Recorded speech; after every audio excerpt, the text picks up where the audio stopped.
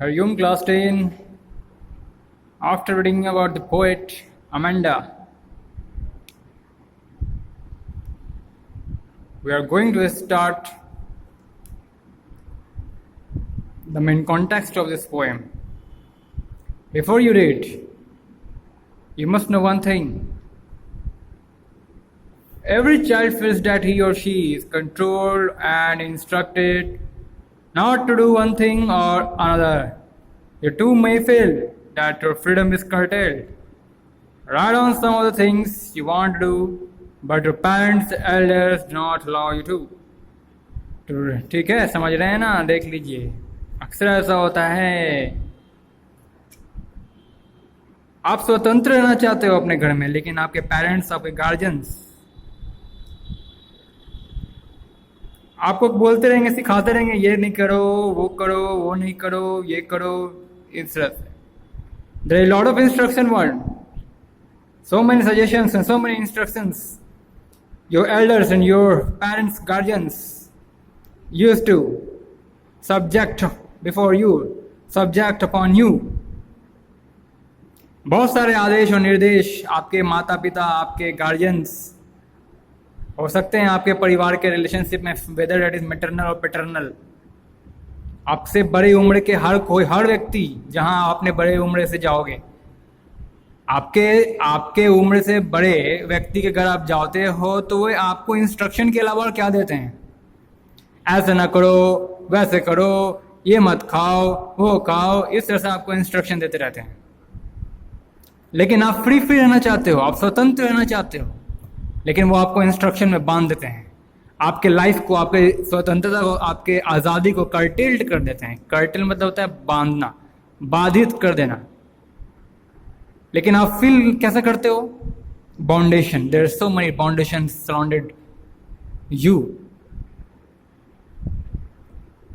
that included so many instructions of the guardians, of your relatives, elder relatives, whether maybe. होता है ना?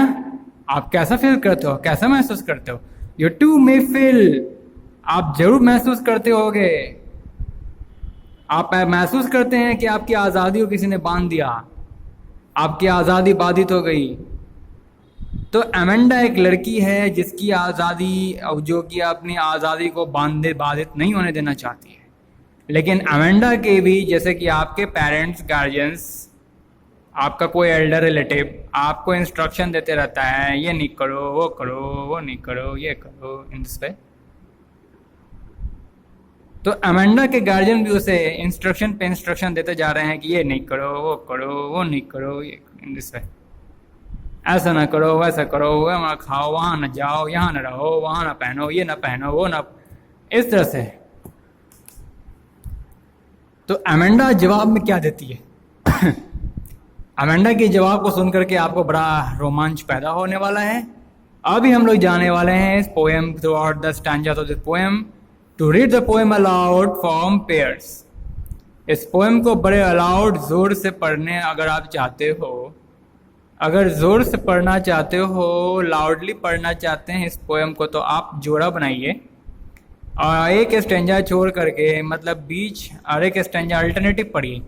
Each reading alternate stanzas, you are in for a surprise. ठीक है? मतलब एक alternate stanza को पढ़ेंगे तो आप हैरानी में चले जाओगे. आप आश्चर्य है, आपके लिए आश्चर्य हो जाएगा, आप हैरानी से भर जाओगे. अगर आप अल्टरनेट स्टेंजा को पढ़ोगे तो आप हैरानी से भरोगे और आपको लाउड पढ़ने के लिए प्रेरित भी करेगा. चलिए देखते हैं कैसे बोल रहा है भाई, पढ़ते हैं जरा. Don't bite your nails Amanda, don't hunch your shoulders Amanda, stop that slouching and sit up straight Amanda.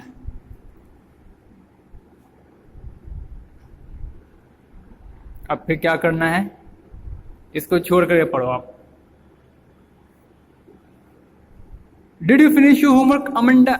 Did you tidy your room Amanda? I thought I told you to clean your shoes Amanda. अब फिर इसको छोड़ कर पढ़ो. ये reading strangers जो है, ये जो है आप ब्रैकेट में देख रहे हो, ये अमेंडा का रिप्लाई है टू हर गार्जियन। ठीक है, ये रिप्लाई को छोड़ के पढ़ने के लिए कह रहा है, तो आप इसको लाउडली पढ़ पाओगे। Don't eat that chocolate Amanda, remember your acne Amanda, will you please look at me when I am speaking to you Amanda. अब देखिए, फिर जो ब्रैकेट में बंद है इसे आप मत पढ़ो, ये अमेंडा का रिप्लाई है। Stop that sulking at once, Amanda. You are always so moody, Amanda. Anyone would think that I liked you, Amanda. खत्म होता है ना। आप देख सकते हैं, जब आप किसी चीज़ को रिप्लाई करोगे तो आपकी आवाज़ नम हो जाती है, लेकिन रिप्लाई नहीं कर रहे हो और किसी को कमांड कर रहे हो तो ऑब्वियसली ये नहीं करो वो करो, किसी को इंस्ट्रक्ट आप कर रहे हैं तो आपकी वॉइस ऊंची हो ही जाएगी। बिल्कुल साधारण सी बात है। तो इसीलिए क्या है आपका बिफोर यू रीड इंट्रोडक्शन में क्या है कह रखा है कि अगर इस पोएम को लाउडली पढ़ना हो तो एक ये जो रीडिंग अल्टरनेट्स है, मतलब हर अल्टरनेटली मतलब एक स्टेंजा के बाद, हर एक स्टेंजा के बाद कुछ रीडिंग्स दिया हुआ है, उसे आप छोड़ दोगे तो आप बहुत ही लाउडली इसको पढ़ सकोगे बिकॉज ऑफ द ऑर्डर और इंस्ट्रक्शन। सेंटेंस कैसा है? इंस्ट्रक्टिव सेंटेंस है, ऑर्डर कमांड इंपरेटिव सेंटेंस है। इसीलिए चलिए अब हम जरा समझते हैं क्या क्या बातें यहाँ पे हो रही हैं। Om Om Om Om Om, Hari Om Om Om Om. Don't bite your nails Amanda, don't hunch your shoulder. देखिए, हंच का मतलब होता है कुबड़ कर आपने बैठते होंगे क्लास में कभी बहुत बार। I mean generally in school day, in school time, at your student life, आप अक्सर अपने क्लासरूम में बेंच पर आप झुक करके बैठे थे। हम भी बैठते थे, लेकिन जब बाद में मालूम चला इस बारे में कि झुक कर बैठने से जीवन शक्ति नीचे की ओर रहती है, हमारे नीचे नाभि के पास जीवन शक्ति, हमारा लाइफ एनर्जी नीचे ही कंसंट्रेटेड रहता है। जब मुझे यह मालूम चला तो मैंने एकदम सीधा टर्न करके 90 डिग्री स्ट्रेट कमर और पेट के बीच 90 डिग्री का कोण बनाकर मैं भी बैठने लग गया। जब मुझे ये नहीं मालूम था तब मैं भी झुक कर बैठता था, सिकुड़ करके, इसे बोलते हैं कुबड़ करके। तो वही गार्जियंस कितनी अच्छी चीज़ बता रही हैं अमेंडा को, लेकिन अमेंडा तो अपना मस्त रहना चाहती है अपनी काल्पनिक दुनिया में। डोंट बाइट अमेंडा, अपनी नाखून मत काटो Amanda. Don't hunch your shoulders, कुबड़कर मत बैठो, अपने कंधे को झुकाकर मत बैठो Amanda. Stop that slouching and sit up straight, इस तरह से उदासी और शिथिल सुस्त रहना छोड़ो और सीधा बैठो अमेंडा। अब देखो अमेंडा रिप्लाई में क्या कहती है अपने मॉम को या फिर डैड को या फिर अपने टीचर्स को। कोई भी एल्डर हो सकते हैं, कोई भी बड़े हो सकते हैं, जो भी इंस्ट्रक्शन देने वाले होते हैं। अमेंडा रिप्लाई में देती है, There is no language emerald sea, there is a language emerald sea। Emerald एक प्रकार का पन्ना होता है, हीरा पन्ना नाम सुने होंगे आपने। It is comes under jewelry terms emerald। तो emerald कैसे बनता है पहले यहाँ आप देखो, green colour jewellery, Hare Hare colour का जो ज्वेलरी होता है वही एमराल्ड कहलाता है। तो आपने देखा होगा समुद्र की गहराई में एक तो सनलाइट का रिफ्लेक्शन होते रहता है, पूरा पूरा अंदर में आप जाओगे तो पूरा स्कैटरिंग ऑफ लाइट्स आपको मिलेगी।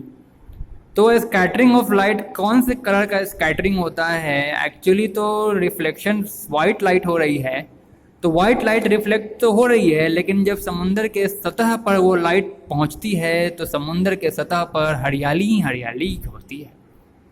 समुद्र की सतह पे आपने देखा होगा कि बहुत ग्रीन ग्रास रहता है ना, घास वगैरह, घास, झाड़ियाँ, हरियालियाँ, इवन कि बहुत सारे जीव जंतु भी हरी हरी रंग की होती हैं। उनके बॉडी के कवर पर से भी सनलाइट रिफ्लेक्ट करता है। हरी हरी पत्तियों पर के जो क्लोरोफिल पिगमेंट होती हैं उनसे भी सनलाइट रिफ्लेक्ट करती है। तो वो सनलाइट रिफ्लेक्ट होने से पूरे पानी में, पूरे नीचे की सतह, निचली सतह पे बात कर रहा हूँ मैं, निचली सतह के पानी में जब आप नीचे चले जाओगे तो आपको ग्रीननेस, केवल ग्रीननेस दिखाई पड़ेगा, है ना। ग्रीननेस हल्का हल्का दिखाई पड़ने लगता है। ऐसा ग्रीन मतलब bright green light, you can say bright green light ऐसा आपको प्रतीत होता है जब आप बहुत नीचे गहरे में चले जाओगे। तो उसे एमराल्ड से तुलना किया गया। यहाँ पर मेटाफर फिगर ऑफ स्पीच में एक कवि कवियत्री, क्या नाम है इनका, रॉबिन क्लेन ना, क्या नाम है, देख लेता हूँ थोड़ा, Robin Klein, yes, Robin Klein ने फिगर ऑफ स्पीच के रूप में एमराल्ड को लिया है। Actually there is no emerald beneath the samundar, beneath the sea. वहाँ की जो रोशनी है, वहाँ का जो प्रकाश है, ब्राइट ग्रीन, बिल्कुल ब्राइट ग्रीन, चमकीला हरा रंग का प्रकाश वहाँ पे आपको दीप्यमान प्रतीत होता है, वहाँ आपको प्रतीत होता है जब आप जाओगे नीचे। गोताखोरों से पूछना कि समुद्र की गहराई में कैसे रंग बिखरे रहते हैं, जरा मेरे को बताओ यार, तो बताएंगे आपको। गहरे गहरे कहीं गहरी हरी रंग मिलेंगी आपको, कहीं हल्का फुल्का हरा रंग मिलेगा, पूरा आपको पानी जैसा लगेगा कि पानी, पूरी प्रकाश जो है सफ़ेद पानी नहीं नजर पड़ेंगी। आप ये टेबल देख रहे हैं, टेबल कैसा कैसा ग्रीन है, क्यों है पता है ये टेबल ग्रीन क्यों है? क्योंकि इस पहली बात कि मैं ग्रीन इसे देख पा रहा हूँ because of the reflection of the green light into my pupil और रेटिना। आपने पढ़ा होगा, मेरी आंखों में जो ग्रीन लाइट रिफ्लेक्ट कर रही है, इसकी वजह से मैं ये देख रहा हूँ। ग्रीन लाइट क्यों रिफ्लेक्ट हो रही है? Because the surface is green and sunlight incident on it and get reflected back to my portion of eye. ठीक है, तो यही चीज है, ग्रीन लाइट का रिफ्लेक्शन होता है अंडर बीनीथ द समुंदर, समुंदर के नीचे, समुंदर की गहरी सतह पर। और इसके पीछे कारण ये होता है कि सतह पर बहुत ही ग्रीन ग्रास मौजूद रहती हैं, इवन कि बहुत सारे जीव जंतु भी ग्रीन होती हैं, organism, aquatic organism, many of the aquatic organism having a green body surface, that's why there is also reflection of green light to the eyes of swimmers. ठीक है, whomever whatsoever। फिल्मों में कई बार देखा होगा आपने, कई लोगों की मौत होती है, बेचारे समुंदर में गिर जाते हैं क्रैश कर करके, तो फिर उनकी जो, वो जिन्हें तैरना नहीं आता है वो गहरे में और गहराई में जाएंगे, जाते जाते जाते कभी कई बार आपने फिल्मों में सीन देखे होंगे समुंदर की गहराई का। आपने ये पाया होगा कि बहुत ही हरियाली हरियाली ग्रीननेस रहता है, वाटर लगता है कि वाटर ग्रीन है। वही एमराल्ड, इसी को एमराल्ड से तुलना किया है रॉबिन क्लेन ने किया है। ठीक है, सो यहाँ मेटाफॉर है फिगर ऑफ स्पीच के रूप में। कंप्लीट एमराल्ड ही है क्या? वो एमराल्ड नहीं है, एमराल्ड जैसा है उसका वो समुंदर की गहराई का जो रंग है, समुंदर के गहरे तल में जो पानियों की, जो पानी का अंश है, उसका जो कलर है वो बिल्कुल एमराल्ड के भांति है, एमराल्ड के जैसा है, लेकिन एमराल्ड तो नहीं है। इसलिए यहाँ फिगर ऑफ स्पीच मेटाफर लगाया गया है एमराल्ड के लिए। So there is a language, language का मतलब होता है शिथिल, बिल्कुल शिथिल, सुस्त, स्थिर कह सकते हैं। और सोल, देखिए सोल का मतलब मैं आपको बताता हूँ, एकमात्र मैं, अकेला, अकेला और कुछ नहीं, मेरे अलावा और कोई नहीं। तो जवाब में क्या देती है अमेंडा, क्या बोलती है? यहाँ वहाँ एक शांत शिथिल गहरे हरे रंग का शांत और शिथिल स्थिर समुद्र है, और जहाँ की निवासी केवल मैं हूँ, वहाँ केवल एक ही निवासी है जो कि मैं हूँ। Where the sole inhabitant is me.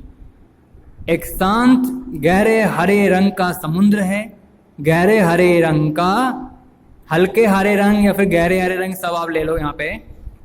एक हल्के या फिर गहरे हरे रंग की स्थिर समुद्र है, एक शिथिल समुद्र है, जहाँ का निवासी एकमात्र मैं, जहां केवल एक ही निवासी है, वो मैं हूं। ए मरमेड ड्रिफ्टिंग ब्लिसफुली। मैं मरमेड हूं, जो कि मरमेड का मतलब समझते हैं, मत्स्य कन्या, जिसका नीचे भाग बॉडी, आपका बॉडी मत्स्य कन्या को आपने देखा होगा, कमर के नीचे मछलियों की पूंछ की भांति कमर के नीचे उसकी रहती है, ऊपर इंसान का बॉडी रहता है, कमर के ऊपर इंसान और कमर के नीचे मछली, कमर के ऊपर इंसानी बॉडी और कमर के नीचे मछलियों का बॉडी। समझ जाइए, इसे कहते हैं मरमेड। चलिए अगली वीडियो में।